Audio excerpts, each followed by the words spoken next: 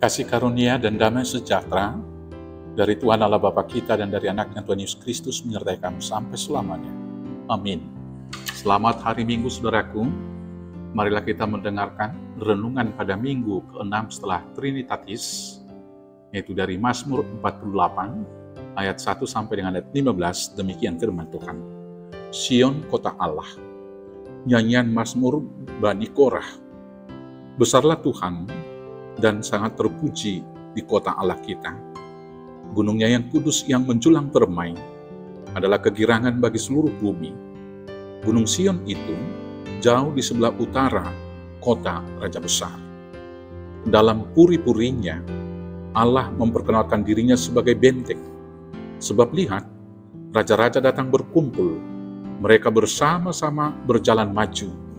Demi mereka melihatnya, mereka tercengang-cengang, terkejut, lalu lari kebingungan.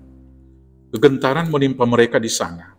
Mereka kesakitan seperti perempuan yang hendak melahirkan. Dengan angin timur, engkau memecahkan kapal-kapal Tarsis. Seperti yang telah kita dengar, demikianlah juga kita lihat.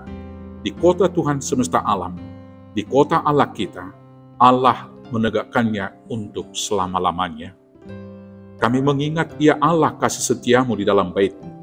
Seperti namamu ya Allah, demikianlah kemasyuranmu sampai ke ujung bumi, tangan kananmu penuh dengan keadilan. Biarlah gunung Sion bersuka cita, biarlah anak-anak perempuan Yehuda bersorak-sorak, dan oleh karena penghukuman. Kelilingilah Sion, dan edarilah dia, hitunglah menaranya, perhatikanlah temboknya, jalanilah puri-purinya, supaya kamu dapat menceritakannya kepada angkatan yang kemudian. Sesungguhnya inilah Allah, Allah kita. Dia seterusnya dan untuk selamanya. Dialah yang memimpin kita. Demikianlah firman Tuhan. Saudara-saudaraku yang terkasih dalam Yesus Kristus, Bapak Pendeta Dr. Andar Ismail, dalam renungan yang ditulisnya dalam buku Seri Selamat, menggambarkan perjalanan hidup umat manusia seperti sekelompok pecinta alam yang mau mendaki gunung. Dalam perjalanan, mereka melintasi alam dan melihat banyak pemandangan yang indah, melewati lembah dan bukit, dan tentunya juga mereka menghadapi hambatan, menghadapi tantangan dan ancaman, bahkan bahaya. Tetapi keindahan alam, hambatan, tantangan, bahkan juga ancaman itu tidak menghambat langkah mereka.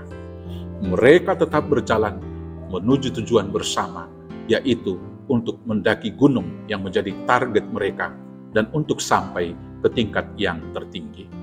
Dalam perjalanan tersebut, selalu ada titik perhentian untuk istirahat sejenak, memulihkan tenaga. Dan dalam titik perhentian tersebut, mereka melakukan 3 hal. Itu yang pertama sekali, evaluasi. Dalam kesempatan ini mereka menghitung jarak yang sudah ditempuh. Kemudian mengevaluasi apa yang sudah mereka lakukan dan apa yang akan lakukan kemudian ke depannya. Kemudian yang ketiga, mereka melakukan konsolidasi. Setelah mengevaluasi perjalanan di belakang, maka dapat disimpulkan bahwa sejauh ini misi perjalanan itu telah berhasil dengan baik. Keberhasilan di belakang menjadi motivasi bagi setiap anggota kelompok untuk melangkah kemudian ke depan.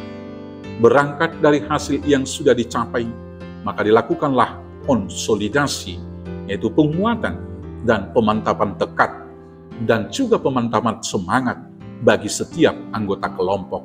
Selanjutnya, menyusun rencana untuk langkah-langkah yang berikutnya. Keberhasilan di belakang yang kemudian mereka lakukan yang ketiga adalah melangkah dengan pasti atau berharap atau optimis. Keberhasilan di belakang dan tujuan di depan yang sudah semakin dekat, memantapkan tekad dan semangat mereka untuk melangkah dengan pasti, meraih tujuan bersama mereka di depan. Saudara-saudaraku yang terkasih dalam Yesus Kristus, keberhasilan di depan itu menjadi api yang menyala, yang membakar semangat mereka, hingga pendakian berhasil dengan baik. Saudaraku yang terkasih dalam Yesus, demikianlah gambaran kehidupan kita dan juga umat Israel. Mereka dan kita melintasi berbagai kenyataan hidup. Ada pemandangan yang indah, melewati lembah dan gunung kehidupan. Tentu tidak sedikit juga hambatan, tidak sedikit juga pergumulan, tidak sedikit ancaman-ancaman yang harus kita hadapi. Tetapi, kiranya keindahan, sukacita, hambatan bahkan ancaman dalam kehidupan itu tidak membuat kita terkesima. Sehingga kita tidak melanjutkan langkah menuju hidup yang ideal di depan, menuju kota Sion, kota Allah kita. Demikian sebaliknya penderitaan dan pergumulan itu tidak menyurutkan langkah kita, tidak mematahkan semangat kita, tetapi justru itu menguatkan menempa kita, berlari menuju tujuan ideal bersama kita. Maka untuk itu, marilah kita melakukan hal yang dilakukan seperti pecinta alam tadi, pertama sekali melakukan evaluasi. Saudara-saudaraku yang terkasih, marilah kita sekarang diam sejenak, duduk untuk merenungkan perjalanan hidup yang sudah kita lalui hingga di sini. Kalau kita jujur dengan diri sendiri, maka kita akan mengakui bahwa kita sudah melihat betapa banyak hal yang indah, betapa banyak sukacita dan berkat yang kita terima dari Tuhan. Dan bila kita hidup sampai saat ini, dan dihantarkan kepada titik kehidupan kita sekarang ini, tentunya itu bukan karena kekuatan, bukan karena kemampuan diri kita sendiri, tetapi hanya karena anugerah dan penyertaan Tuhan semata. Tentunya ada hal yang pahit juga yang kita hadapi, banyak pergumulan dan penderitaan yang juga sudah kita lalui. Tetapi kenyataannya, kita boleh lewat dan sampai di titik hidup yang sekarang ini. Sekali lagi, bila kita kuat melintasi, melewati berbagai pergumulan dan penderitaan itu, bukan karena kekuatan kita, bukan karena ketangguhan kita, tetapi sekali lagi adalah karena anugerah dan penyertaan Tuhan. Maka bila kita sudah sampai di sini, mari kita berseru, Ebenezer, hingga di sini Tuhan menyertai kita. Dan penyertaan Tuhan itu harus kita syukuri dengan semuanya sukacita dalam kehidupan sekarang, dan kemudian mengisi kehidupan sekarang ini dengan perbuatan-perbuatan yang nyata. Setelah kita kemudian melakukan evaluasi tadi, dan kemudian kita sudah melihat segala hal dalam kehidupan, maka hidup sekarang ini adalah bersyukur. Bersyukur itu kemudian membuat kita menjadi tahan uji, dan tahan uji itu kemudian memantapkan langkah kita mengejar tujuan akhir hidup kita. Yang ketiga, melangkah dengan pasti di dalam pengharapan. Dengan penyertaan Tuhan dalam perjalanan masa lalu atau kemarin, ditambah kenyataan di dalam kehidupan kita pada saat ini bahwa Tuhan menyertai kita hingga di sini, maka kita bersukacita berlari kepada tujuan, yaitu kota Sion, kota Allah yang kekal, kota yang mulia. Saudara-saudaraku yang terkasih dalam Yesus Kristus, tujuan dan harapan di depan adalah melebihi segalanya di dalam kehidupan. Melebihi keberhasilan yang sudah kita lalui di belakang kita. Melebihi daripada berkat-berkat yang sudah kita terima kemarin. Karena kita tahu tujuan yang di depan itu melebihi segala hal yang kita pikirkan. Saudara-saudaraku yang terkasih, keindahan hidup sekarang tidak dapat dibandingkan dengan keindahan kota Sion. Sebaliknya juga, penderitaan yang kita hadapi sekarang ini tidak ada apa-apanya dibandingkan dengan kemuliaan dan sukacita yang kita dapat nanti di kota Sion. Maka dalam berlari-lari ke kota Sion itu, apa yang akan kita harapkan kita dapatkan di sana? Yang pertama, di sana kita akan menemukan kemasyuran Tuhan. Saudaraku, setiap manusia menyadari bahwa ada kekuatan supranatural di luar dirinya. Dan itu coba dirumuskan dengan nama-nama yang dibuat oleh manusia itu di dalam agama-agama yang mereka lahirkan. Saudara-saudaraku yang terkasih, agama-agama tersebut mencoba merumuskan ilah yang mereka sembah. Tetapi kita bersukacita karena Allah yang kita sembah bukanlah Allah yang kita cari, tetapi Allah yang mencari, yang datang ke dunia, kemudian menyatakan dirinya kepada kita. Dan pada akhirnya Allah yang kita sembah itu adalah Allah yang di atas segala ilah yang ada di dunia ini. Itulah kemasyhuran yang ada di Sion. Dari sana kita punya keyakinan bahwa pada akhirnya hanya satu agama yang bertahan. Bahwa pada akhirnya hanya Sion menjadi tempat yang kudus. Bahwa pada akhirnya hanya Sion kota Allah lah pusat spiritualitas manusia. Dan kemudian hal itu ditegaskan untuk meyakinkan iman percaya kita oleh Paulus dalam Filipi 2 ayat 11 yang mengatakan di sana, Yesus Kristus adalah Tuhan bagi kemuliaan Allah Bapa kita. Dan segala lidah akan mengaku bahwa Yesus Kristus adalah Tuhan. Tuhan ditinggikan, Yesus Kristus dimuliakan. Dia menjadi Allah atas segala Allah dan Raja atas segala Raja. Dan itu akan nyata di Sion, digenapi pada masa parousia, kedatangan Kristus kedua kali. Di kota Sion itu ada sukacita, yang tentunya sukacita itu menjadi dambaan seluruh umat manusia. Sukacita digambarkan dengan kebahagiaan dan kegirangan. Kegirangan dan kebahagiaan itu menurut manusia adalah bila semua keinginannya terpenuhi. Tetapi kegirangan dan kebahagiaan di dunia ini tidak pernah dapat diperoleh dengan sempurna. Kegirangan dan sukacita yang ada di kota Sion itu, itulah kegirangan dan sukacita yang sempurna, yang tidak dapat digambarkan dengan kata-kata. Di sana tidak akan ada lagi duka cita. Di sana tidak ada air mata. Di sana tidak akan ada lagi kematian. Tentunya ini menjadi kekurangan yang luar biasa. Kemudian, kota Sion itu adalah kota benteng Allah. Allah sendiri yang menjadi bentengnya. Saudaraku yang terkasih, rasa aman dan bebas dari ancaman tentu adalah kebutuhan setiap umat manusia. Untuk itu, manusia berusaha membangun tembok, membangun benteng pertahanan, mempersenjatai diri.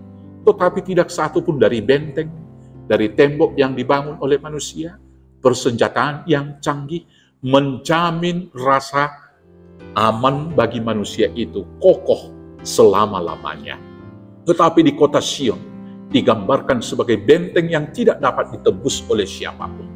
Bahkan ketika seluruh raja-raja dunia maju bersama-sama menyerangnya, mereka akan terheran-heran, mereka tercengang, mereka terkejut, bahkan mereka ketakutan dan lari kocar-kacir tercerai-berai, dan mereka merasa kesakitan karena Tuhan menghukum mereka.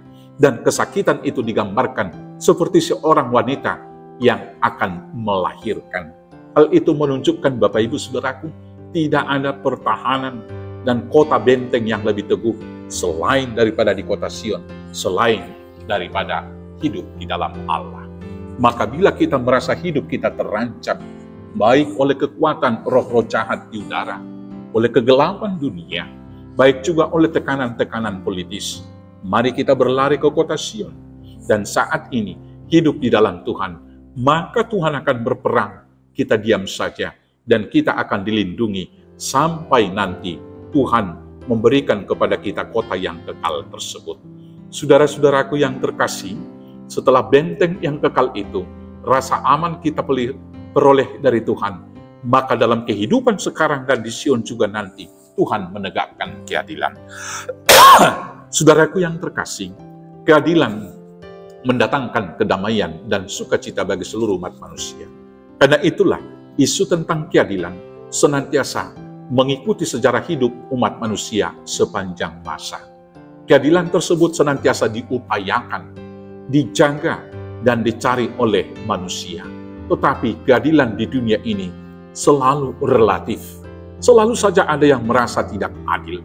Saudara-saudaraku, keadilan yang ditawarkan Tuhan kepada kita dalam kehidupan yang nyata sekarang ini adalah khotbah yang disampaikan oleh Tuhan Yesus di dalam Matius 7. Di sana ayat 12 dikatakan, segala sesuatu yang kamu inginkan diperbuat orang kepadamu, perbuatlah demikian juga kepada mereka. Tetapi lebih daripada itu, di kota Sion, Tuhan akan menegakkan keadilannya. Dia setia dengan hukumnya, setia juga dengan cinta kasih, dan juga anugerah yang diberikannya. Saudaraku yang terkasih, di kota Sion itu ada sukacita yang kekal. Sukacita dan kebahagiaan selalu ingin dipertahankan oleh manusia selama mungkin. Tetapi kebahagiaan Dan kekurangan di dunia ini ada batasnya. Karena untuk segala sesuatu di muka bumi ini ada waktunya. Karena itu, sehebat dan sekuat apapun manusia mempertahankan kebahagiaan di dunia ini, hal tersebut pasti akan berakhir. Tetapi kebahagiaan di kota Sion akan tetap abadi sampai selamanya. Karena itulah kota Sion menjadi kota dambaan dan tujuan akhir bersama semua umat manusia. Untuk itu marilah kita melupakan apa yang ada di belakang kita, yaitu dunia dan segala keinginannya, tetapi berjalan bersama menuju tujuan ideal bersama kita, yaitu kota Sion, kota Allah kita. Karena di sanalah kita mendapat kehidupan yang kekal, dan hidup yang kekal itu menjamin sukacita selama-lamanya. Saudara-saudaraku yang terkasih dalam Yesus Kristus, marilah kita menghitung menara, menghitung tembok, dan mengamati puri-puri yang ada di kota Sion. Marilah kita melihat dan meneliti kegirangan, rasa aman, dan kekekalan yang tersedia di Sion. Dan marilah kita menceritakannya kepada generasi yang kemudian, supaya mereka ikut bersama-sama kita di Sion, dalam hidup yang kekal di kota Allah kita yang agung. Selamat berlari-lari menuju Sion, kota Allah kita yang agung. Tuhan Yesus memberkati. Amin. Kita bersatu dalam doa. Terima kasih Bapa atas kota mulia yang Tuhan sediakan bagi kami, yaitu Yerusalem, kota Sion, kota kekekalan, benteng pertahanan, dan jaminan keadilan, serta sukacita kebahagiaan yang abadi bagi kami. Maka kuatkan, mampukan kami berlari-lari kepada tujuan kami, agar kami tidak terikat oleh nikmat dunia, sehingga kami boleh bersukacita bersama dengan para pemenang di dalam Yesus Kristus Tuhan Juru Selamat kami yang hidup. Amin. Selamat hari Minggu, selamat berlari ke kota Sion. Tuhan Yesus memberkati. Horas, horas, horas.